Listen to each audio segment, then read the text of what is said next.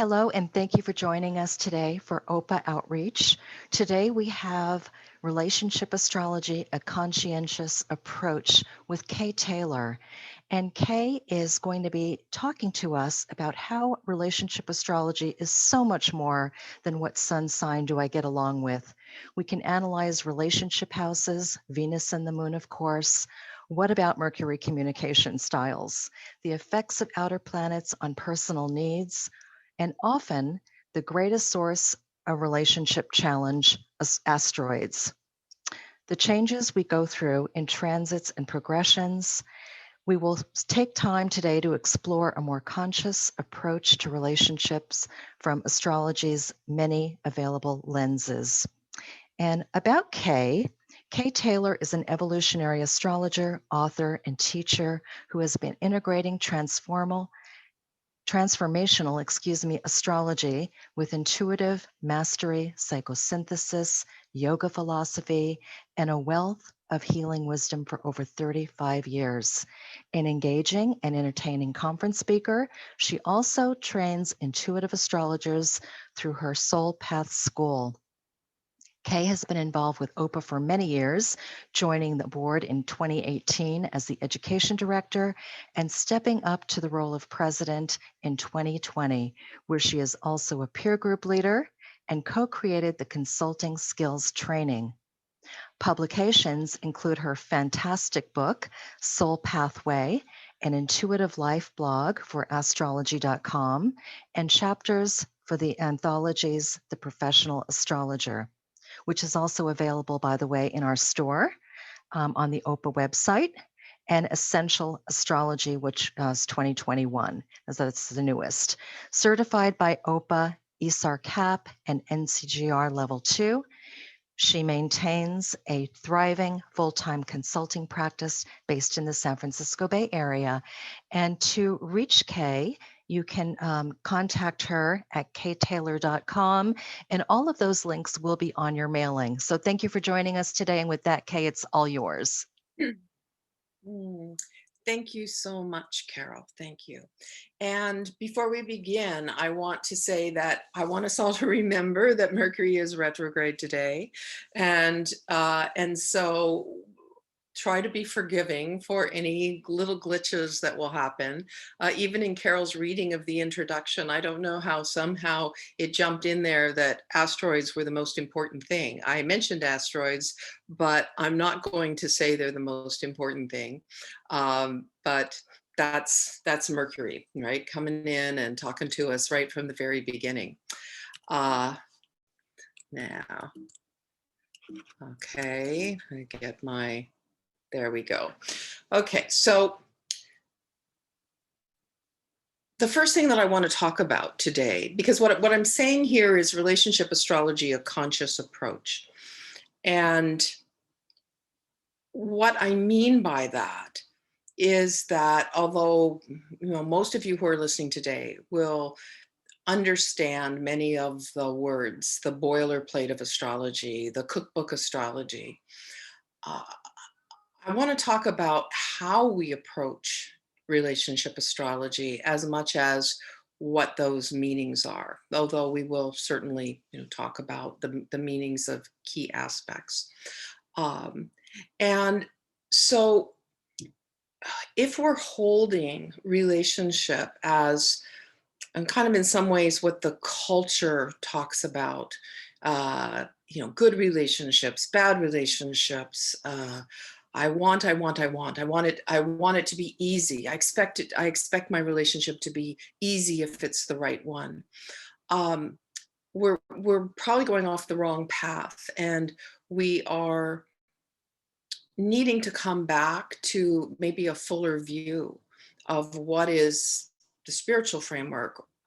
And so I'll start with all souls are exactly the same and whole, the part of oneness.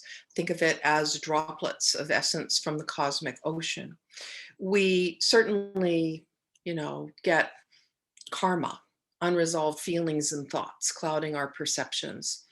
But before we start going into the human ego perspective where we're thinking, this person is a bad person and I need to find my perfect soul mate, I want us to sort of step back and say, the truth is, at least from my perspective spiritually, that, inside of everyone, outside, higher vibration, we are one and perfect.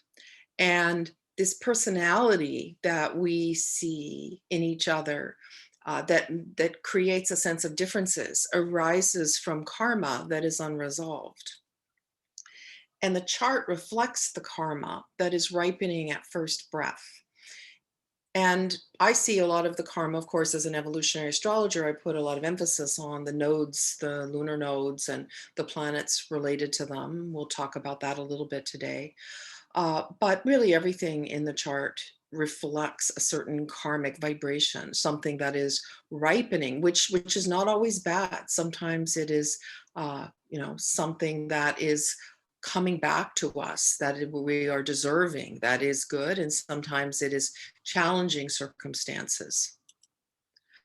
Uh, I want us to remember that everyone is our teacher, and everyone is playing a part in our movie. And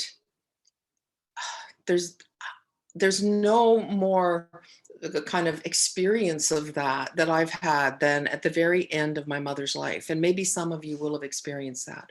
I had a very difficult relationship with her. We were astrological opposites. And I did my best, to see her and to try to get along with her. But, it was kind of like oil and water. But a few months before she died, when she had lung cancer that had moved into the brain and a lot of her personality was gone, she couldn't think in a certain way to be critical anymore. I had this experience of standing in a room and looking at her and seeing how much she loved me and how much I loved her, and seeing and feeling that oneness that was completely different than the 60 years of life experience we had had together at that point in time. And I believe that's true for every person in our life, that underneath that personality and the games we play, the movie that we're playing out, is that oneness. And we're all coming together to help each other. So it comes down to the bottom line that relationship is our spiritual path. And I would say, really, in a non dual way, everything is our spiritual path. So, conscious love, conscious relationship has certain qualities. And as I'm talking about this, one of the things I want to be careful about is that we're not going into spiritual bypass energy where we're all just, lovey dovey, everybody's a soulmate. And that means we put up with things that we shouldn't put up with. We're finding a nuanced balance here. And I love this quote by Adyashanti, a very wonderful Zen teacher. Freedom is not stupid, nor is it a doormat for others' dysfunction. So we can hold this conscious spiritual view of life and of relationship, but that doesn't mean that we have to be in relationships endlessly that are clearly harmful.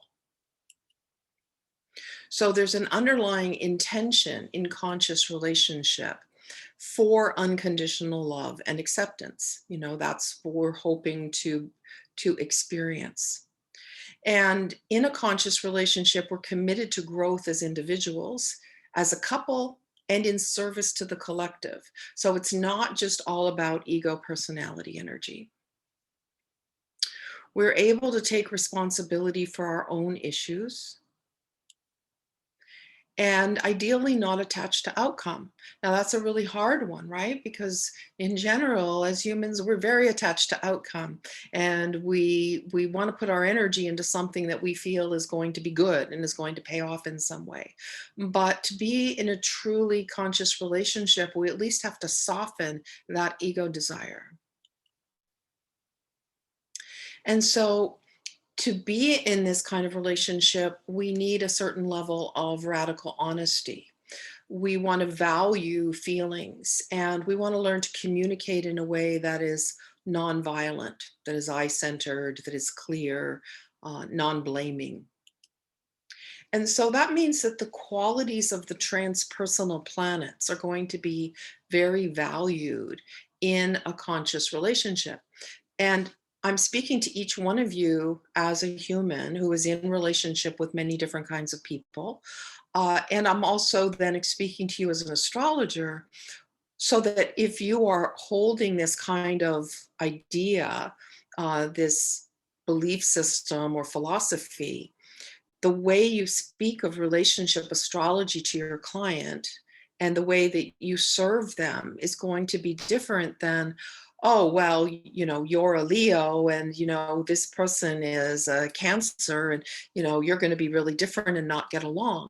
You need to see much, the full picture of many of the qualities that come through the entire chart, as well as uh, the consciousness of the souls involved and what their underlying agreement is.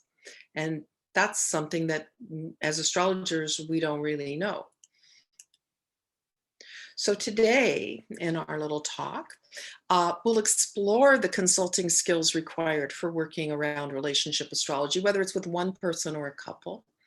I'll put a lot of attention on natal relationship signatures, and because this is where we have a lot of impact personally and as consultants. Uh, Briefly, we'll talk on the cycles, transits, progressions, solar arcs, what it means around people changing internally so that maybe their relationship signature is now a little bit different.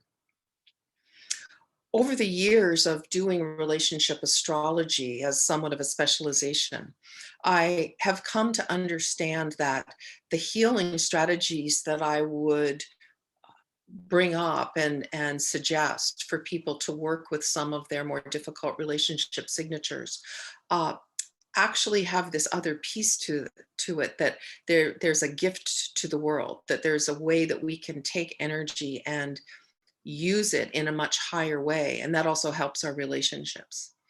And we'll also mention, the actual relationship astrology itself through composites, the Davison chart, and synastry.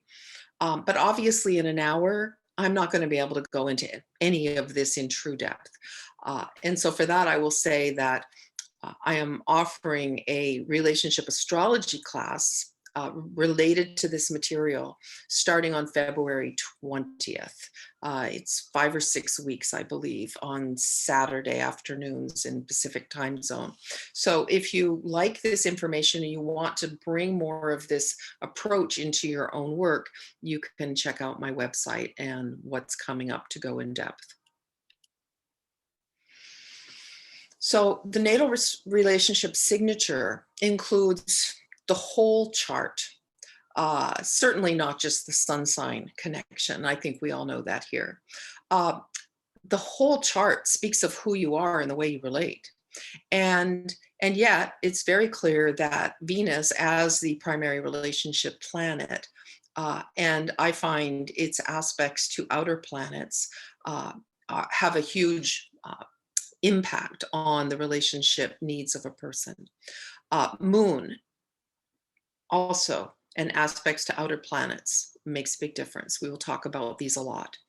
The nature of the 4th, 5th, 7th, and 8th houses, I consider all of them relationship houses. The lunar nodes and what the evolutionary path is. They almost said revolutionary path, and maybe to some extent that is true.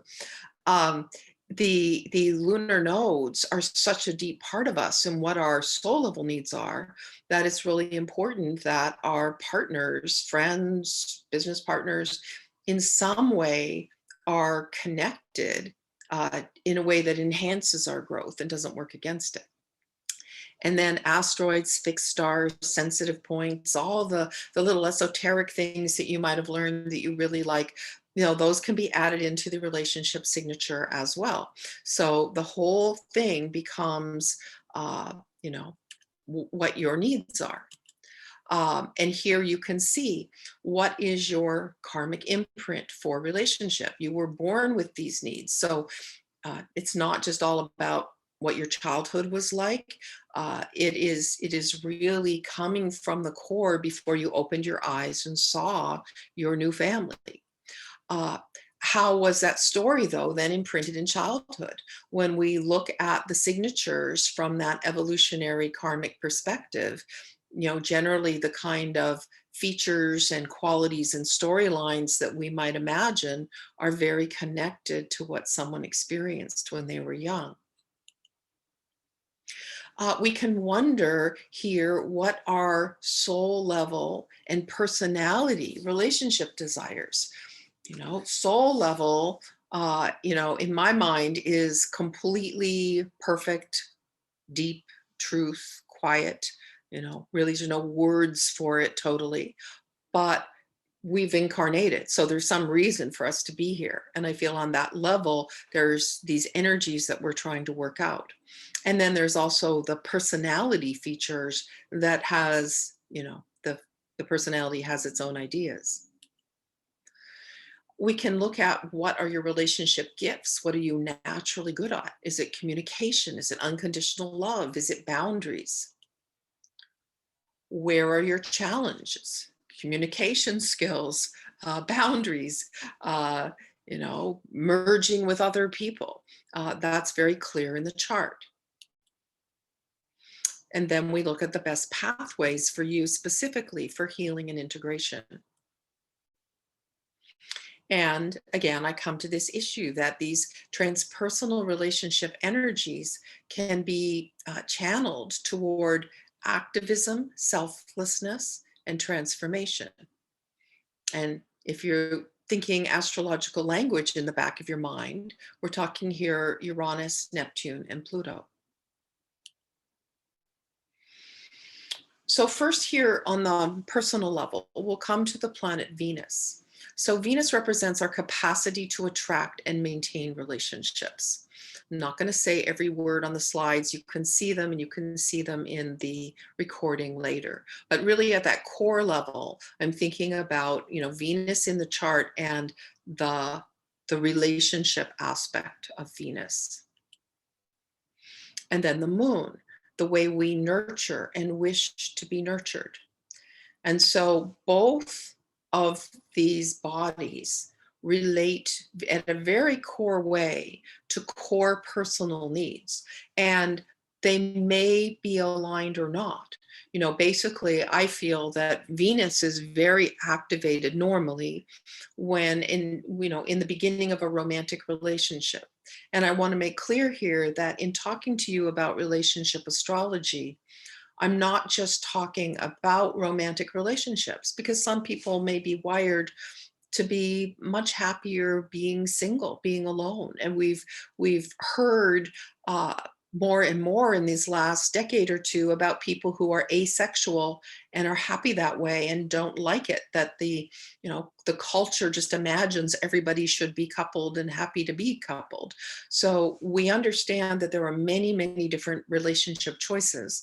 And in this talk, you can apply what I'm saying beyond romantic relationship to your best friends, your business partners, your children.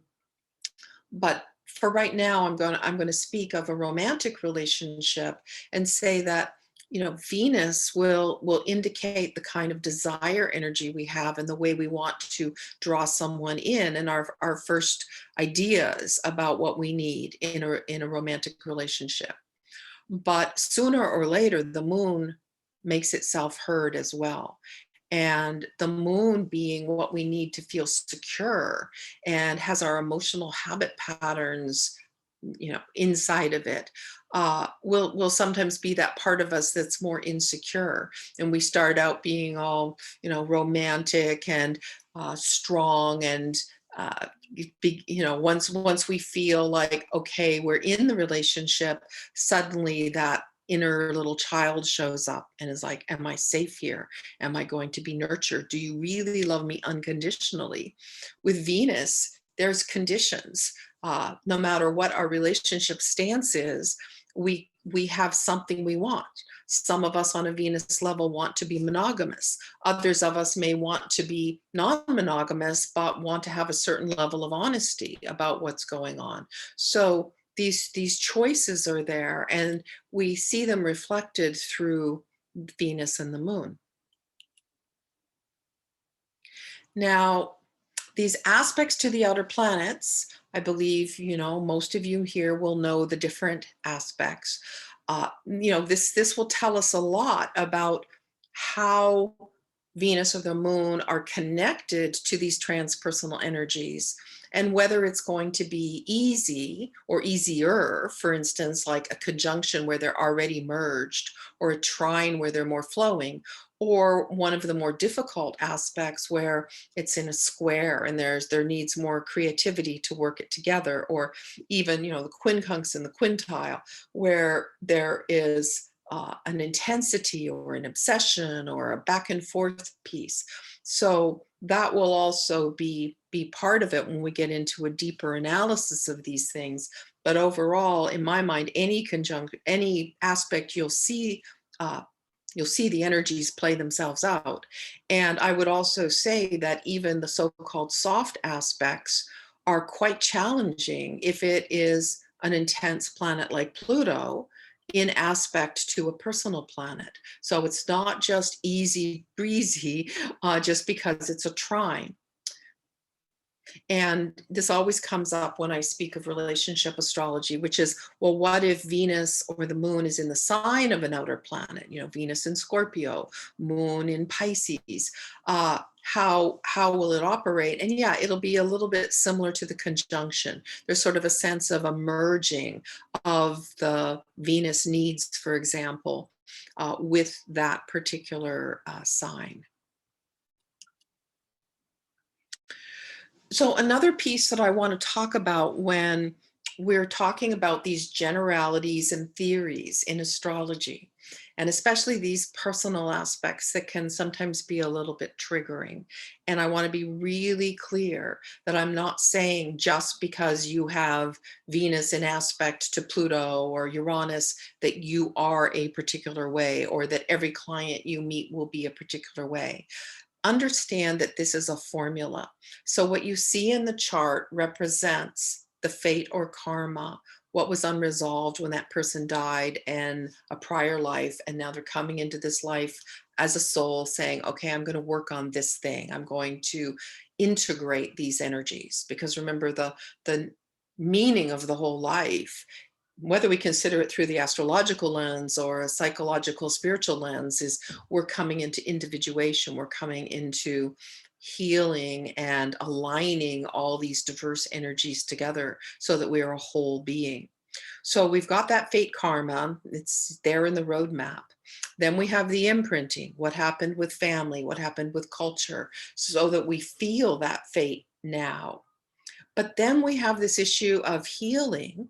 And, if you have the worst experiences in childhood and the hardest chart you can imagine in terms of relationship, you have a choice here of how much you work on it and what the healing level is. So if you do a lot of healing, I'm going to expect that you're taking that energy and you are working with it in a pretty evolved, healthy way. And those challenges become your gifts. If you don't or are unable to do the healing work, and I want to reflect here that healing work is something that's a privilege. Like, not everybody has the resources, the time, the social structure around them to be able to do some of the healing work. So just bear that in mind. We come to the place of compassion and understanding of diverse experiences in every aspect of astrology. And then the other piece here is, you don't know a person's consciousness from the chart.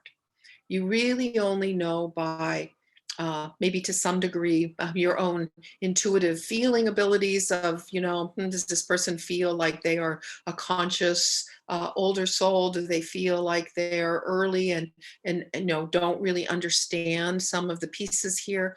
But when the person is talking, when they're asking their questions, you can get a sense of where they're operating within the features of their chart. So, with Venus and the outer planets, probably one of the main aspects of the relationship wiring, we're connecting the desire for personal love with transpersonal energy. And we are going to see that we have three levels, and I'm going to go through this with the different outer planets. We can have these conscious relationships supporting personal evolution and healing the world. We can have the middle ground, and there's no shame in that. Just in an average way, we're working with the energy. And then when we see our growthful relationships, painful relationships, it's usually because we're working with the more intense energy and it hasn't integrated. So I'll speak first of Saturn, not a transpersonal, but an outer planet that certainly people who have Saturn in relationship with Venus or the moon will experience some dilemmas related to it. So Saturn as a planet, I always think of as it's about accomplishment and mastery. It's the urge within you for success. And while you're on that karmic challenge, you will develop self-discipline, self-reliance, self-respect. You will feel like you're alone a lot. You kind of have to make peace with that. So what does it mean if you're feeling this struggle energy, you've got high standards, and you feel like you're alone? And that is blending with Venus. So at the highest level, you will be connected to the theme of relationship mastery. You'll have a great capacity to commit and build something relevant, and you'll likely have a pretty good sense of discernment. At the middle level, you'll probably be pretty good at being committed, but you may feel bored because you chose something that was safer. Oftentimes with Venus Saturn connections, people are thinking about someone who's a good earner. They're looking for someone I can build something with, and it can be a great aspect for being business partners. There can be a very strong feeling of fate. It's hard to get away from or let go sometimes with Venus and Saturn, because that urge to work hard takes over. And at the lower side, one can be afraid to commit. Like, I'm afraid this won't work out. I'm afraid I'm not good enough. There can be excessively high standards. And so, this is where we see the feelings of being discouraged and blocked. Now, one of the things that I do when I'm, working with my relationship concepts and I'm thinking about, what chart example that I should use, I'll just think in my mind of, who would be somebody that in my mind I think fits the bill. So I want to be clear, I'm not doing intense scientific research on charts, but I've been doing I've been full-time professional astrologer, intuitive for 37 years now, and I've worked with so many charts and followed people's lives because I have a repeat clientele business. So I have watching the life force of people and how they operate. I get my theories, and I you know talk about them, think about them. Sometimes I'll take a lot of charts and double check things. But for a famous person's chart, um, I just googled famous people in long-term relationships, and Oprah Winfrey and Stedman, her partner, came up. And you see right away how close that square is between Venus and Saturn. And she doesn't have what we'll be talking about next. Venus in relationship to the transpersonals that tend to be more challenging in certain ways for longevity. The Venus is not connected to Neptune, Pluto, or Uranus. But there is that signature of long-term commitment, building something. that I think is a very good example. Now, when we come to Neptune, uh, Neptune holds our inner sense of oneness and the urge to merge with the divine. Here we are all about transcendence and ego dissolution, unconditional love. And anybody who has strong Neptune in their chart, you know that, we are connected to the collective unconscious all the time. Now, when we mix the Neptune energy with Venus, at the highest levels, we have, conscious spiritual relationship, a term that was coined in the 80s. Lots of teachers have been, bringing these concepts to us of how to relate in this way, beyond ego, unconditional love, philanthropy, transcendent artistry. At the middle level, there is likely to be, codependency, to put a label on it, poor boundaries, overly forgiving, and the psychic connection, because Neptune is, psychic, intuitive vibration. The psychic connection, the feeling like, oh, I feel this person in my space, and I feel the way they love me. That becomes more important than the reality of non-compatibility, or unavailability. And codependency, to be clear about it, is when you give so much to other people that it's harmful to you. So nothing against giving to other people, and with Venus Neptune, that's going to be part of your psychology, but it's when it's too much and you are being harmed personally. And so at the lower levels of Venus and Neptune, we have, relationships with unavailable and or addicted people, and affairs that are due to falling in love with a soulmate, and imaginary love affairs. And I will admit here, because as I'm talking, I realize some people may be seeing themselves in this, and I want to be really clear that everything I say is coming from my own personal experience, as well as all the people that I've worked with over the years. And one of the reasons I became so interested in analyzing relationship patterns in charts is because I have Venus Neptune very strongly on the ascendant descendant axis as an opposition, with a square to Uranus, with Pluto engaged with Venus. So I don't have the Venus Saturn in my chart, so that I have those high standards and a commitment ability, but I have the transpersonals. And I had so many astrologers in my early years, before I was really fluent in my astrology, just really, kind of tell me to give up, and like, oh, you'll always be, unhappy in love. You'll always be disappointed. It's never really going to work out for you. And so I I didn't like that, right? I didn't like that. And I came close many times to giving up completely.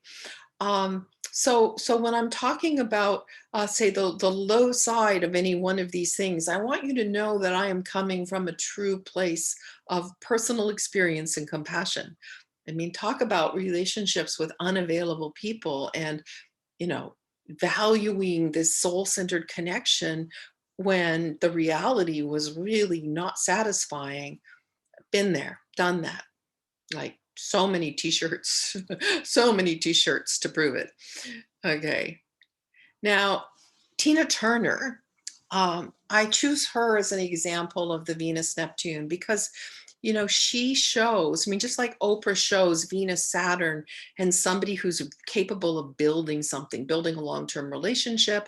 And, back to Oprah, a lot of people think that, she's been a long-term partner, lover with Gail, her best friend.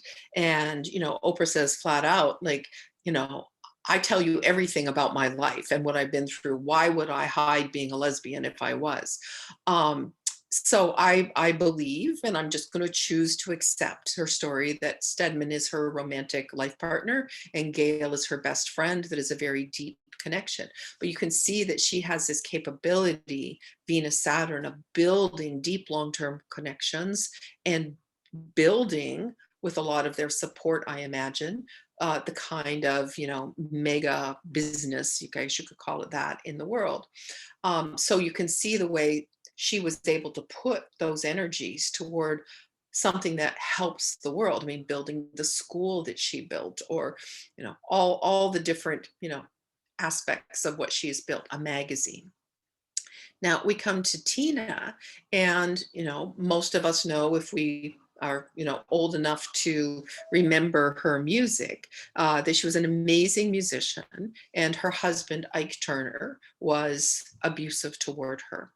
And finally she had the courage to leave, and she developed the courage to leave because she embraced Buddhism. And that is one of the healing ways for Venus Neptune. So we see with the Venus Neptune, and her Venus is in the fifth house of creative expression, that Venus is artistry and Neptune is transcendent creativity, that music would be an amazing outlet for her Venus Neptune. And yet it was the spiritual development that she says is what helped her finally break away from that relationship and develop a healthy relationship with someone else. And of course, she has many other things in her chart that reflect, potential for violence in relationship. We see the, Mars in the area of partnership that rules the South Node Saturn in Aries, the quincunx quite tight between Mars and Pluto buried in the 12th house. So, there were, many deep issues for her to work through, is clear. But it's, just as the example of Venus Neptune and her, visibility. She wrote a book about her life, and a movie was made about it. And so she's been someone who's been willing to talk about her experience. Now, we come next to the planet Uranus, and it's all about the urge for awakening and enlightenment. And if we're not ready for that, if that's not the consciousness level, at least perhaps we're looking for authenticity, to be ourselves, to feel free. We have to get away from cultural and social programming with Uranus, wherever it is in our chart. And so when it is related in some way to Venus, and come back, there we go. At the evolved level, relationship is a vehicle for awakening. We can be free to be authentic in our relationships, all of them, and we can use these skills we have for the good of humanity. It's really good, Venus Uranus, for being engaged in humanitarian efforts as part of a social group. At the middle level, I find that Venus Uranus, a person tends to feel unsettled or unsure about relationship. Sometimes it's facilitated with one or both partners traveling a lot and needing freedom. So you kind of build freedom into the relationship through circumstances. And on the low level, there can be abrupt beginnings and endings. I call it the cut and run. You sort of feel like things aren't going well, and you just immediately feel like, I need to get out of here. And so, for me, with a Venus Neptune square, when I start to get antsy like that, my partner, who has a Venus Neptune square as well, knows to just look at me and go, go away for a few days, go stay somewhere, wake up in a bed by yourself. That's what you need.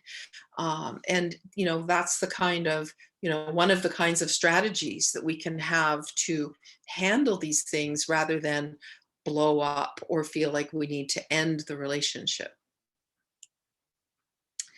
Now, when I was first putting together this material, and I sat and said, who probably has Venus Uranus in their chart? I said, Russell Brand, because his story of meeting Katy Perry was very fast marriage, very short marriage, and then a text message or an email, I can't remember what it was, for the divorce, which I have also experienced that. I have had somebody send me an email and after 9 years of being together and say, we need a divorce right now. So that's what will happen with Venus Uranus. And so here is Venus in the seventh house of partnership. So adding emphasis to how it's going to play out, and in a very tight square to Uranus. Now you can see all the other aspects, and Russell Brand has been very open about his background with drugs and sexuality, and he's been clean and sober, I understand, for a number of years, and he's also really embraced awakening, spiritual principles, and he has become somebody who has been teaching that, coming from being a comedian, entertainer, actor. And, again, it's rarely just one aspect that we have, in a relationship chart. We can also see that he's got Mars, Jupiter, Moon, opposite Pluto in the eighth house. So it's, it is a challenging relationship chart, and one that also holds this potential to be out in the world. Here we see, North Node. We're not too sure. This is only a level B birth time, so not 100% sure about it. But, if this is true, and it seems that, yes, he has been more and more out in the world as a writer and some level of philosophical or spiritual teacher. Now, finally, in terms of the transpersonals, we have Pluto.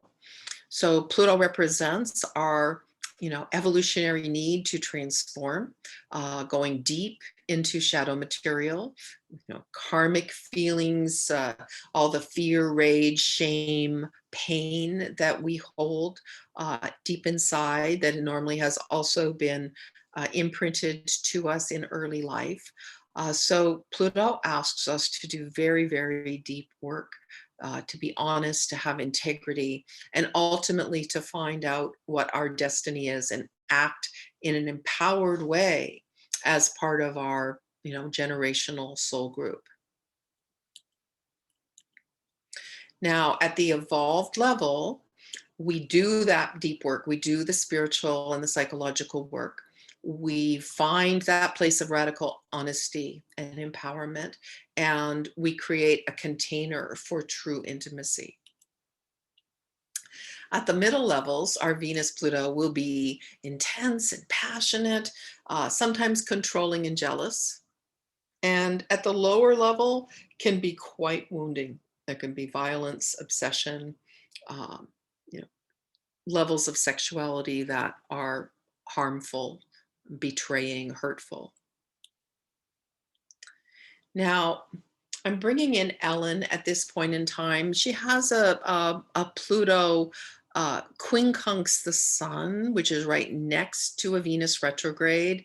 And so she's not totally just Pluto Venus. It's more of a blend here.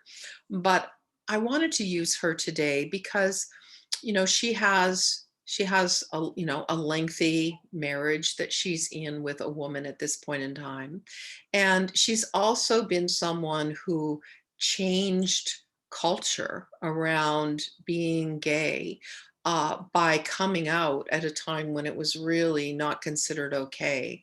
And I feel like she's somebody who took a risk, and that her Venus in Aquarius and Sun in Aquarius, as someone who would want to be progressive and a change maker and be free, be authentic. And it's also opposite Uranus.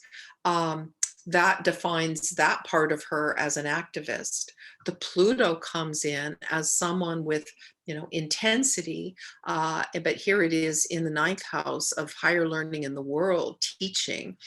So there's a way that she was able to activate these energies for the world, and also, a very tight square to North Node, Neptune, Jupiter, in the 11th house of humanity. So again, indicating that although I would look at this chart, first off, not knowing who it was, and think, okay, this person has a lot of relationship energies to work through.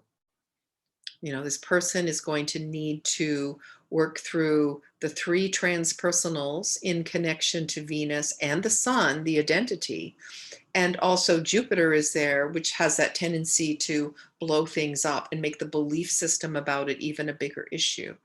And I feel like she is someone who, has her own struggles and challenges, has her own humanness, questions about, the relationship. And I'm always a little bit uncomfortable when I'm using uh, famous people's charts, because I want to be respectful to them. I mean, I know they put themselves out there for the public domain, but I also don't want to go too deeply into all of their stories. But, for the most part, I would say that she has helped the world by the risk that she took to be authentically herself.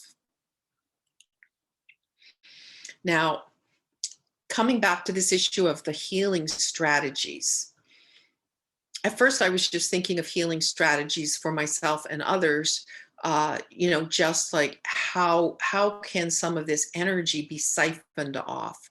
So the way I think about it, and the reason I have a ball here on the graphics, is that we know from relationship counseling that people in a relationship will hold the ball of a particular emotion between them, and usually one person or the other takes a little more of it. So let's say it's anger. You'll have normally in a relationship one person who's the angry one, and the other one who doesn't like the anger, resists it, maybe gets sad. Or one person who's controlling and the other person who doesn't really feel their power to speak up. And therapists talk about that a little bit, about this ball, and that ideally as you become healthy, you're able to each hold, half of the energy, and in a healthy way. And so when I think about these outer planets and their relationship to Venus, then I'm thinking about the fact that, okay, let's say you're holding a Venus Pluto ball in your own life, and you have this intense energy and a need to transform in an intimate way. Well, how can you take some of that energy and put it somewhere else? So this poor person you just started dating, they don't feel all this intensity and your need for intimacy on the third date. And so the siphoning off process was something I started thinking about a lot. And then I started to see that many of the ways that we can siphon off the energy were actually philanthropic or humanitarian or activist oriented. And of course, that makes sense because that's the bigger picture of those outer planets.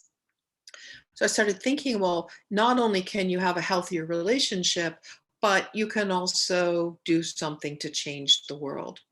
And so at the base level, to heal these Venus outer planet aspects that are difficult, we often need psychotherapy or energy healing or 12-step groups or, active self-help projects we do for ourselves. But then we can think about, what are we doing with that ball of energy? Now, coming back to Venus and Saturn and what these strategies might be, remember, we've got these high standards and we're terrified of failure and, can be afraid to commit. So the healthy strategy is to, build slowly, study relationship and, gain techniques and confidence, and then, use that energy to build activist alliances, or build a business or family together. Venus and Neptune, we're definitely going to be looking for a spiritual path, maybe a counseling career where we can use our ability to see who people are on a soul level really well. Creativity, art, philanthropic activities, and maybe tantric sexuality. We need to understand boundaries, and that they're psychic and not just psychological. And also, I feel like it's really important that when you have Venus Neptune, you understand that you are actually unavailable too. So coming back to the issue of projection and how we see these things that we have inside ourselves through the lens of the relationship, when we take ownership of our own astrological energies, this is when we set ourselves up to be able to heal. With Uranus, you need to know that you have a legitimate need for relationship freedom. It's not wrong. And you also have to accept that some part of this sort of crazy intensity and changeability is exciting. So the strategies include exploring healthy expressions of rebellion against cultural norms. Again, the humanitarian activism, organizing, and insist on authenticity. And for some people, Venus Uranus is a polyamorous approach to relationship, not wanting to be monogamous and owning that and doing it well. And Venus and Pluto, we have a legitimate need for powerful passion and intimacy. And we may have some deep subconscious feelings. We may need to do a deeper level of psychotherapy than the average person. But it also sets us up to, siphon that energy into transformative professions. Anything medical, psychotherapy, psychiatrist, first responder, wherever it's really intense. It's a very psychic aspect, as is the Venus Neptune, as is Venus Uranus. Uranus is more of a channeling planet. Neptune is more sort of open psychic. Pluto is that deep, intense, shamanistic, medium psychic. Again, we come to Tantra as a possibility to work with the energy. So this slide, and I realize we're getting close to the end of the hour. So I'm going to move through things a little bit faster, but just so that you see these things as kind of a phrase of what you're doing with each one of these aspects, moving from the intensity to the higher level as you heal yourself. Now, fourth house, in terms of looking at your own personal needs and relationship, fourth house tells you what kind of a home and family you're trying to create. So when you meet somebody that is a potential partner, or you're looking at the people who are close to you, how do they fit in with your needs for how you want to live your life? What's your base? Fifth house, of course, we know that romantic relationship, maybe children, but this is the area where we see, do I have fun with this person? Is, how is my need for fifth house energy matching with them? And of course, we're looking at these houses, the ruler of the houses, and then, what we need personally, and considering it in relationship to another through synastry. Seventh house standard marriage and partnership, we're working on trust, we're dealing with projection, and that's really the most intense classic house for telling us what our relationship needs might be. And then the eighth house, which I know not everybody thinks of it this way. It's not about relationship in traditional astrology, but I find it works really well. This issue of the eighth house being about intimate bonding, the deeper levels of trust, which obviously we get into when we share resources with someone, deeper levels of sexuality here, so knowing what that is we're looking for, and how we can heal that to its highest levels ourselves, starts to allow us more easily to bring in a person who matches that need. Now, lunar nodes. I consider this one of the most important things to look at in terms of your relationship strategy, what you need. You know, the South Node represents your gifts and habit patterns. Uh, you know, someone who has planets around the South Node will be someone that you tend to feel you know well on a soul level.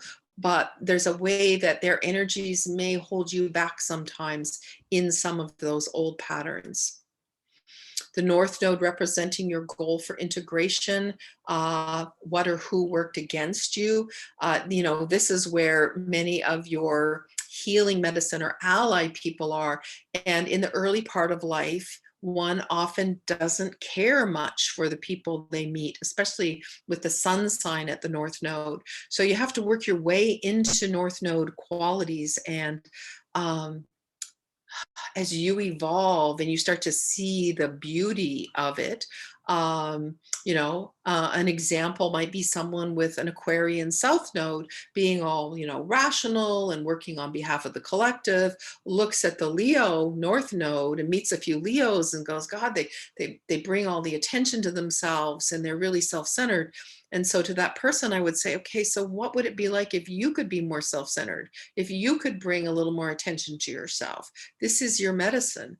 So for each one of us, understanding the nodes and understanding how they work in our relationships to help us heal and integrate is really good work. We need to see, is your partner or your many partners, are they helping or hindering you in your evolutionary growth? And how can you consciously support them in their evolutionary growth? Can you know through the chart what other people need? And even if you don't have planets that support them around their North Node, can you imagine what it would be, and consciously, deliberately help people you care about do what's right for them, which may not feel good to you. An example here would be someone who has Libra South Node and Aries North, and therefore their soul level goal is to develop more independence. And that may be threatening and difficult for someone in relationship. And yet, as you encourage them to get out there, to do what they want to do, to go on a trip by themselves, they feel more whole and the relationship becomes more balanced. So when I work with couples, helping each partner understand the lunar nodes and the entire evolutionary growth needs of the other person is a really big part of that work. Now, asteroids, add those in. They really help add extra pieces of what a person needs. Uh, Relationship transits. So let's just imagine you can apply this to any house, but Jupiter in the seventh house says, look for opportunities, go for more. Even if you think you're in a good relationship, it could be better. Think of needs you're not expressing and express them in that Jupiter time. Saturn, when Saturn comes into the seventh house, it's a time for discernment. You need to let go of what isn't working and you need to work on what's worth working on. And that, in my mind, is always a difficult part of any Saturn transit, is deciding what's worth working on and then going for it, actually doing the work. So here again, in conscious relationship astrology, I want to remind everyone that there is nothing on the transit progression solar arc level that is absolutely the end of a relationship, a disaster, a terrible thing, a bad thing. It's all an opportunity for growth with a different flavor. And so when you see that Saturn coming into a seventh house for yourself, for someone else, it's time to sit down and get very realistic and serious about, is this a relationship that will stand the test of time? You need your partnerships to be on track, because in about 7 years, Saturn will be at the top of the chart. You want to make sure that the partners are supporting you in that journey that you're on. Uranus Lots of astrologers can think, oh, Uranus coming, into the seventh house is a shocking awakening, and it's the relationship is going to end quickly. But just as much, I see that the person's partner wakes up and needs a different kind of relationship or freedom that actually works, or the person themselves with the chart is able to stand up and say, this is my authentic truth. This is what I need to be myself within this relationship. So, yes, there's likely to be some change and something that happens as surprising, but I don't necessarily see it always as bad at all. Now, with Neptune, it comes in like the cloudy fog that it is. Uh, this is a time where one needs to be connected to soul centered needs. Yes, there's the possibility of confusion or loss, but when we surrender and we connect in spiritually and we allow the divine presence to come more fully into the relationship, we can take the connection to uh, a more soul defined level. And then dear Pluto, Pluto comes into the seventh house, deep transformation, likely to be some pain and some shadow work. We see things that need to be seen, and then we go deeper and deeper still. So when you see Pluto coming, you probably need some healing allies, and giving yourself the time to do the work that's being asked of you. In all transits, if we don't do proactive work, we will experience the pain of the transit. We'll experience, we get a lot of messages years before these outer planet transits, but when the time comes and they're getting very close, either to a house angle or a planet, that's when the hammer hits us on the head and the events happen that make us do this work. So if you can look ahead and see what is asked of you to transform your relationship patterns, it's really not as painful to go through these processes. And of course, with the lunar nodes, we have deep evolutionary changes that we are drawn to again and again. Chiron, same, healing of the wound, coming into acceptance of our Chiron qualities that somehow we don't believe in, we don't trust, and yet we have been acting from our Chiron energy all along. It's been there. So we accept, we go in and we own our Chiron. Now, so I'm talking about this just quickly, seventh house, but you can apply it to fifth in the, more lighthearted connections, fourth in family connections, and of course, everything non-relational as well. Now, information here, just really about tracking transits and progressions to all these different places, relationship houses. I would say in terms of relationship, tracking progress moon changes and the new lunation cycle happens every 30 years. This can often indicate a major change in relationship for people, what their needs are, completely different than what they've experienced before. Now, I can see this 1104 here. I'm not going to have time to talk about compatibility. I've got a lot of information. I'm just going to go through these slides so you can see the slides when you look at the recording. These are all the different ways you can look at relationship synastry. I find that having personal planets conjunct, with soft aspects is very helpful for relationships. And yet you also need some intensities. You need some hard aspects. If the charts look too perfect together, it's boring. And people just, they like each other, but there's nothing drawing them together. So it's this balance of flow and ease, and at the same time, a little bit of growth that helps. But I would never say a synastry is bad. I would never say that a composite was bad. I would just help people see the, where the growth qualities are. Another example of me just saying, okay, who's a long-term couple? What would it look like if I looked at their synastry? And you can see these circles that, they come together on these planets in Leo, an ascendant. And this, of course, is, Tom Hanks and his wife, who have been married over 30 years and seem happy. You see the connection of their Venuses, Jupiter, Venus to an ascendant, a nodal axis, real similarity. Mars is in the same sign and close to the 7th house cusp. So you just, right away see that my theory about the personal connections was immediately evident in this chart. And then another thing that I look at, and you see it more with her chart to his, is that her chart is the inner chart, and looking at what is she looking for. She's looking for these qualities in the 7th and 8th houses.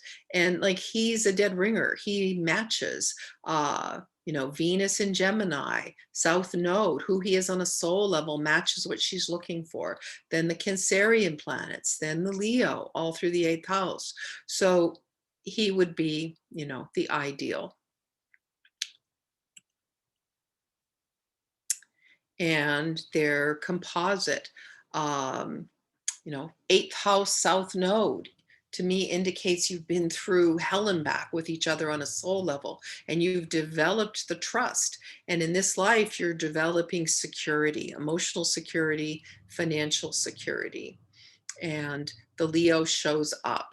They go out in the world with that sense of romance, connection, the Pluto-Venus bond, probably a little bit of freedom. They give each other some space with Uranus next to the moon and Venus. Davison's, another way of, creating a chart for relationship that allows you to do progressions and transits easily. And finally, I'll just say a few words about consulting skills. And then I'll end, I promise. Consulting skills with relationship is even more important than your basic consulting skills, because relationship is such challenging territory for people. Remember that it's a conversation, not a monologue, and you must be infused with empathy. So communication skills, do's and don'ts. Of course, at OPA, we have an amazing consulting skill 3-day program. We'll be offering it again in June or July. So this will teach you all these, basic things about active listening and reading body language. Most important thing to me is that you offer the information openly. You make a suggestion. This is what I see. How does that feel for you? How does this operate in your life? And be objective about all parties. It is not okay to trash other people's relationship partners, no matter how difficult they seem to you. And a whole nother set of consulting skills issues here about relationship charts and the need for confidentiality, and lots of questions to look at, like, do you do chart readings for brand new relationships? What about if there's domestic violence? Do you do couple sessions together? Diversity sensitivity. Do you understand in yourself the wide variations of people's relationships these days, and gender fluidity and transgender people, and all the various kinds of relationships people are entering into?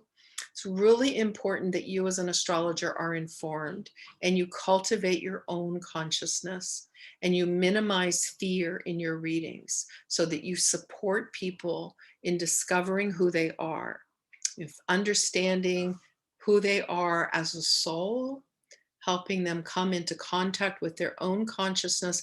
And your clients can't do that unless you do that work yourself. So I thank you very much for listening to me. Again, I have the 5-week class in this work in a much deeper level beginning in February. And my Soul Path School, you can access it through the website. So thank you so much. Kay, thank you very much. We really appreciate all your hard work on this presentation and teaching us so much. And if anyone, again, if you'd like to get in touch with Kay about her Soul Path School, her sessions, workshops, information about her book, you can reach her at ktaylor.com. Kay, thank you very much. We're getting a lot of great comments about your presentation. And I know that we're a little over on time today, but if anyone has any additional questions about your presentation, should they reach out to you directly? They can. If anybody wants to stay, I can stay a few more minutes, and Okay, I'll stop the share. Um, let me see. Our chat box. Someone did have a question. I know one of the questions seemed very much like almost a delineation of a chart. So I think we'll skip that one for them to contact you directly, perhaps. okay, yeah, that's All fine. right. And then Mhm. let's see. Oh, there's so many lovely comments here. Someone had a question. This is from Natalia, and she is asking, is there anything positive on the middle level for Venus and Neptune? Yes. Being a really unconditionally loving person.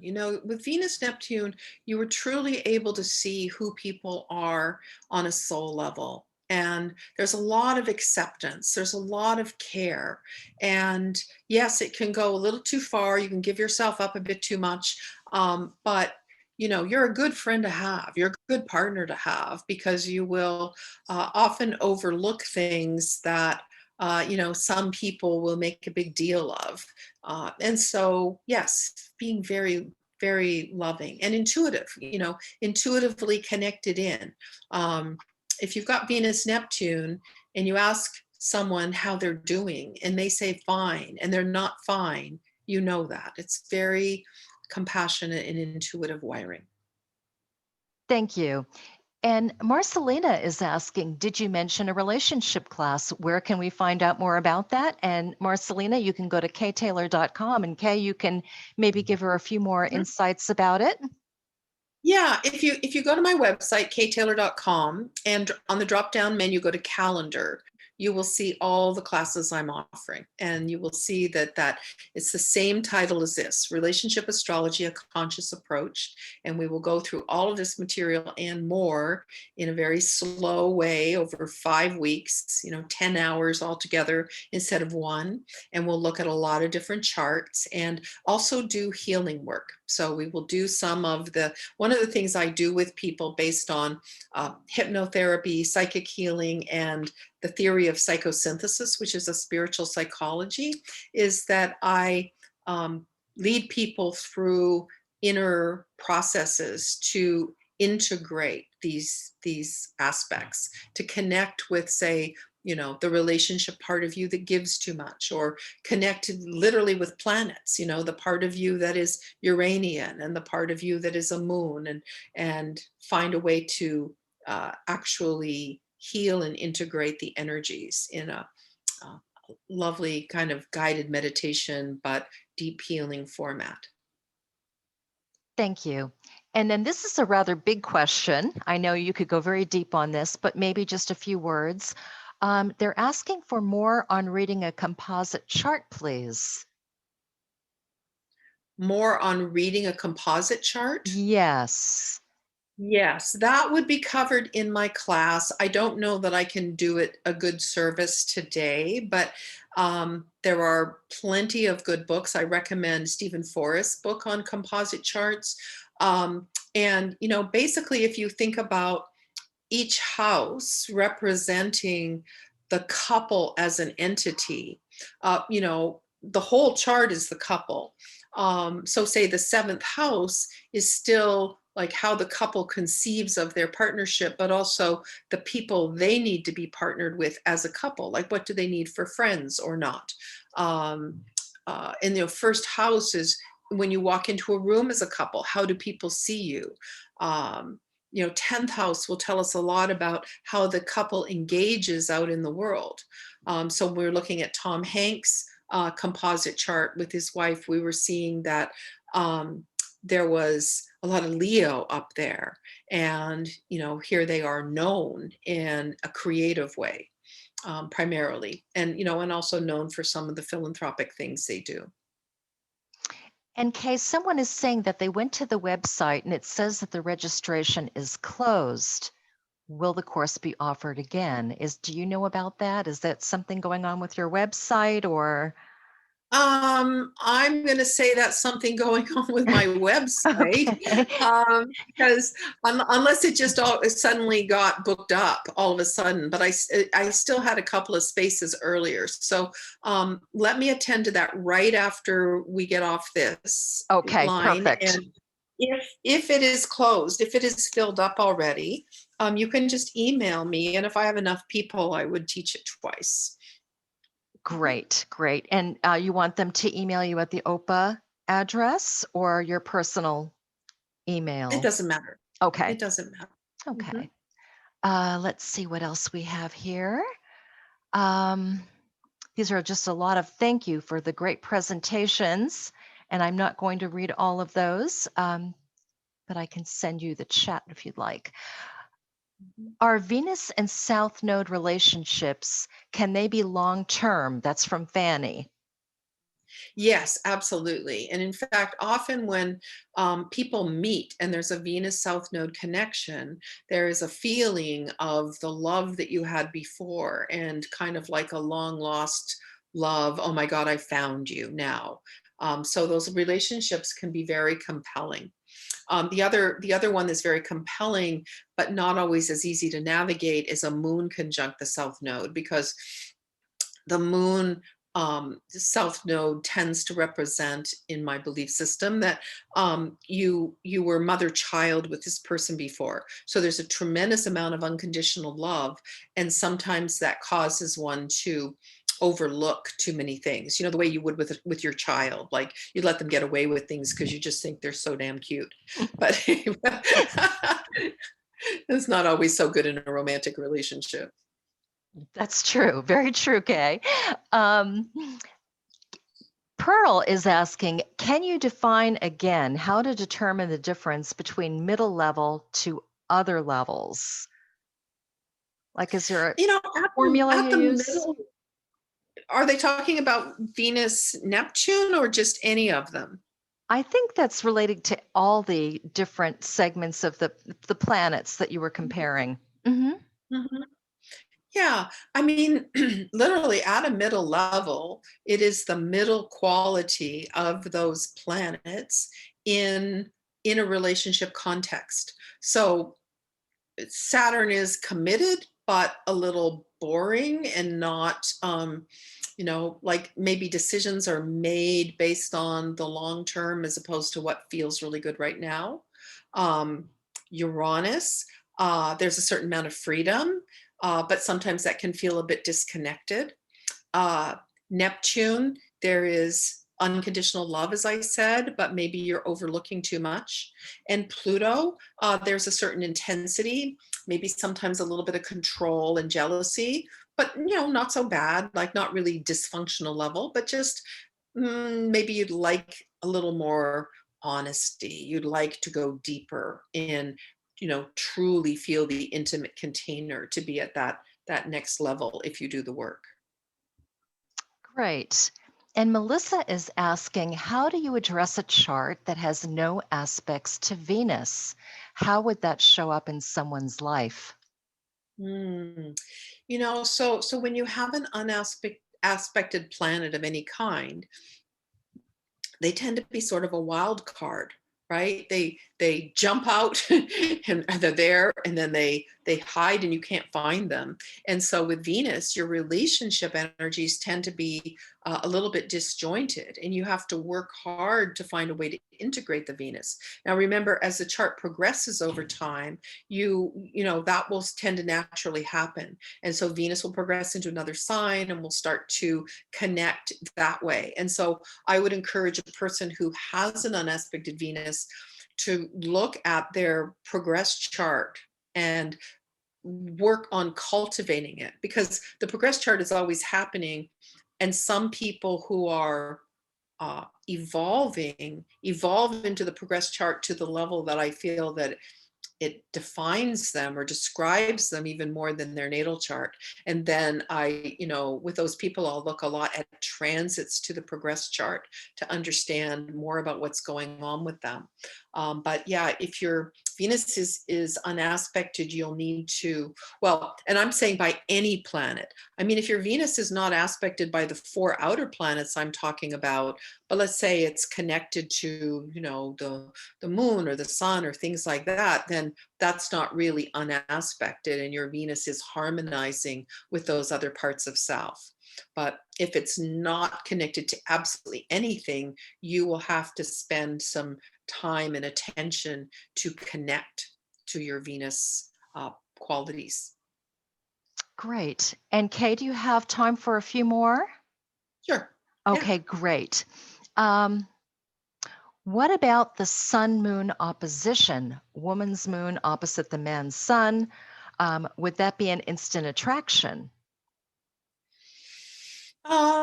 Yes, I would say that there would be a strong attraction, and also sometimes feeling like we're too different, right? And the person's moon, is very much, okay, this is what I need to feel emotionally secure. And then the other person's sun is, this is who I am. This is my sense of personal identity. And that is really different than what you feel you need. So, in all cases, when you're looking at the healing for relationship energies, it's very important to think about the opposite sign, because the opposite sign always holds medicine for a planet in a sign. And so if the two people work together and are conscious and are willing to see, even though I don't need that, like say the sun person says, I don't need that to feel secure, but I see my partner needs that. So I'm going to endeavor to give them what they need. Then you can work with it, and you can find, always with oppositions, you can find a middle ground. You can find that blending place between. Great. And Margot is asking, what about Venus and Moon square? Venus and Moon square between two people or in one's chart? They have not determined that. So yes, in one's In chart. one's chart. In one's chart. Okay. Hmm. Mhm. So this tends to be an inner psychological dilemma between your need for romantic love, Venus, and your need for nurturing, secure, unconditional love, the moon. And, some people feel like this comes from imprinting from the mother, that maybe the mother had challenges in her own life between being a romantic woman and being a mom. Sometimes it happens like when you're in a divorce situation, and your mom is out there dating and she's not coming home, and she wants to have her own life, that the child ends up feeling like, I don't get the mom energy, right? Other people are getting her romantic energy. And that is the square. So then in your own life, then it's important for you to do the integration work between who you are as a romantic person and an unconditionally loving person. And it may play out in your relationships as drawing people to you who don't hold those energies in an integrated way themselves. So for instance, you fall in love with someone, they fall in love with you. And so you've got the Venus energy going. And then it's like they're not attracted to you anymore, because now they love you unconditionally. They move then to the moon, and they can't hold unconditional nurturing love in the same relationship as the romantic love. So they start thinking, oh, other people out there are sexier. And, I'm just going to sit on the sofa and watch TV with you. So that if that's going on with you, then you know that that's what you need to work on, is the integration of the moon Venus. And this one is on the nodes from Karina, and she's asking if the north node of one conjunct south node of another, and therefore vice versa, can the relationship last, or is it only finishing off old karma? No, I mean, and first of all, we put a lot of emphasis on lasting relationships. And I want to say not all relationships are meant to last. Some people have a particular karmic life plan that they meet this person they feel amazing about in high school or college, and they stay together forever. But many of us who are in more of a growth life will go naturally from one relationship to another, and some period time of singleness. And I want to make sure that we don't um, have a negative connotation of a relationship just because it's not long. But I would say with the nodes reversed like that one person is an expert on what the other person is learning, and so it can be a very healing, growthful relationship, even though at times it's frustrating, because the north node person will look at the south node one and it's like, why can't you get that? Like, it's just so obvious. This is what you need to do. An example would be south node Cancer and north node Capricorn, right? The one who has the south node in Capricorn is like, set some boundaries already. It looks so, that's all you have to do is set boundaries. And the Cancerian south node person is like, yeah, but I feel so much love for this person, and I really need to nurture and caretake them. So I've seen these relationships be long. It's not just about finishing. Okay. And Trudy is asking if Venus aspects many planets, does that give you more to work with? It gives you more to work with, but it will put a lot of pressure on it. So you're talking about that kind of connection where you have one planet, right? And then little spokes of energy to all the other planets. And so that Venus is synthesizing and integrating with many other planets. And some of them will be, trines or sextiles and then coming together really well. And Venus can use those energies, but some of them are probably squares or quincunxes, and that still takes some work. So I would say with a person who has Venus in relationship to a lot of planets, that it's another indication that the relationship is an important part of your life path. Okay, great. And then another interesting question from Tamara is how Chiron is connected to Venus and Moon. Could you speak a little bit about that? Yeah. So, of course, a lot's going to depend on how it's connected, what the aspect is. But, basically what you're doing is you're taking this part of you that is a karmic wound, and I always think of Chiron and Saturn and the North Node have a certain similarity in terms of it's something that you've brought in that you're working on, and you're going to feel compelled to keep working on it until you get it right, and you are operating out of the highest frequency of that sign. And many times I see people who have those three indicators all in the same sign that really add emphasis to the fact that this is what they're learning about.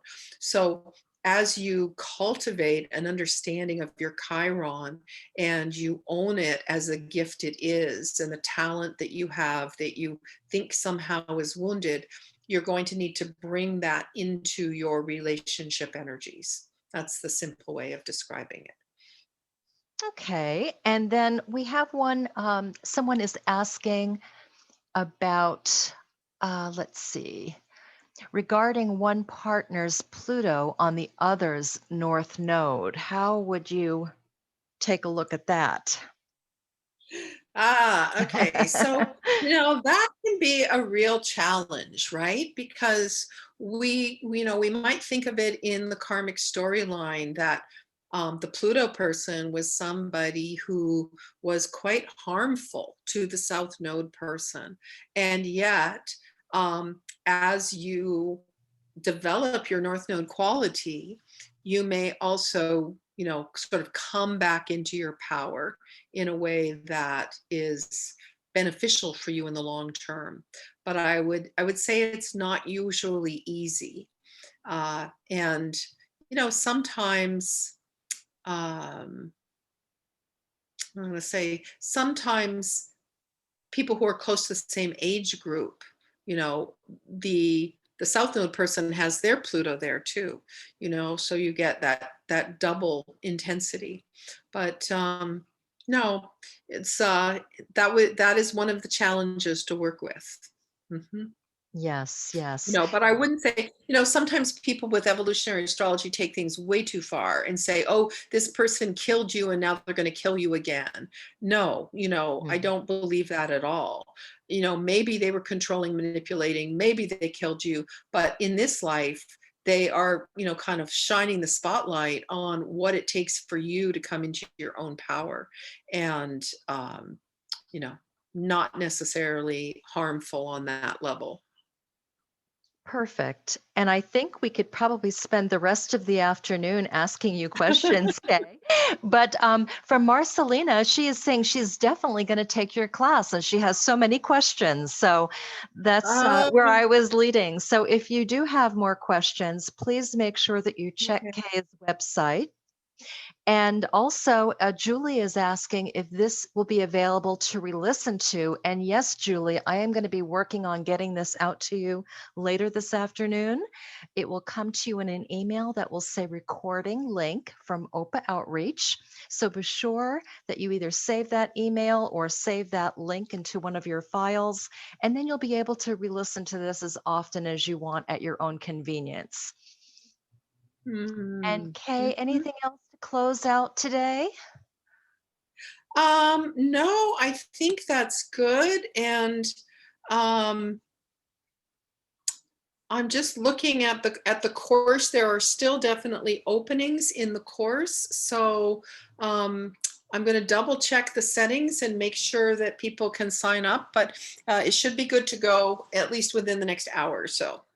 Great, great. And thank you everyone for your wonderful comments. I will make sure that I send Kay the chat on this so she can see all of the wonderful comments that you left her behind. That would maybe take another hour to go through, so we won't do that now.